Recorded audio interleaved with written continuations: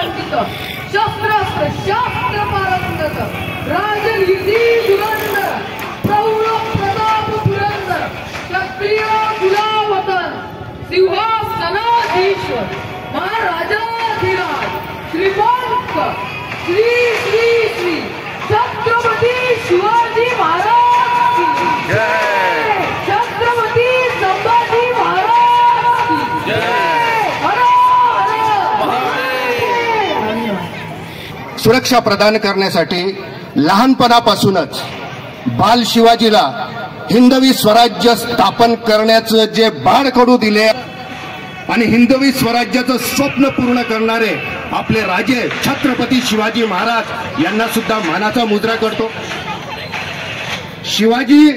छत्रपती शिवाजी नंतर या स्वराज्याचं भार या स्वराज्याची जबाबदारी ज्यांनी झेलले पेलले आणि पुढे नेले स्वाभिमानाने आपलं बलिदान दिलं, परंतु हिंदुत्वाचा जो स्वाभिमान आहे तो खाली पडू दिला नाही, असे शंभूराजे संभाजी महाराज आपले राजे यांना सुद्धा वंदन करतो।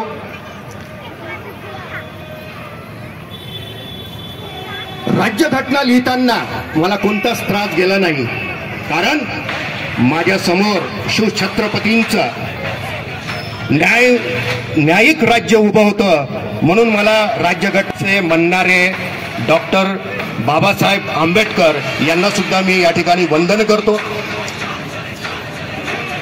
या महाराष्ट्राच्या मातीला या महाराष्ट्राच्या मातीमध्ये ज्यांनी ज्यांनी बलिदान दिलं, आपल्या या राष्ट्रासाठी उत्थानासाठी ज्यांनी ज्यांनी आपलं बलिदान दिलं त्या सर्वांसाठी या ठिकाणी मानाचा मुजरा, कारण की आपण कृतज्ञ भावाने या ठिकाणी जगल्या पाहिजे। मित्रांनो, आपल्याला हे जे स्वातंत्र्य आहे खूप हे दिवस आलेले आहे छत्रपती शिवाजी महाराज यांच्यामुळे।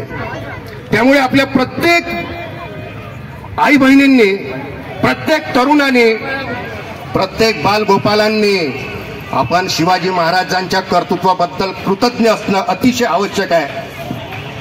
आजच्या या काळामध्ये जर पाहिलं तर शिवाजी महाराजांचे जे विचार आहे ते आपल्या बालगोपालांमध्ये रुजवणं आवश्यक आहे। मित्रांनो, आज पाहतो आहे की आपले आदर्श कोण आहे आजकालच्या याच्यामध्ये।